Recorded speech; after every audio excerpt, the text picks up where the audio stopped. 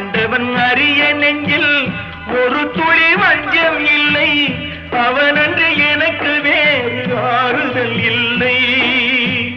மனிதனம்மா மயங்குகிறேன், தவறுக்கு துணிந்த மனிதன் அழுவதில்லையே. தவறியும் வானம் மண்ணில் விழுவதில்லையே.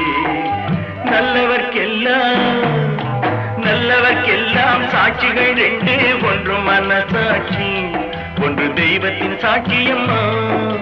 நம்பிக்கை வைத்து கல்லையும் பார்த்தால் தெய்வத்தின் காட்சியம்மா.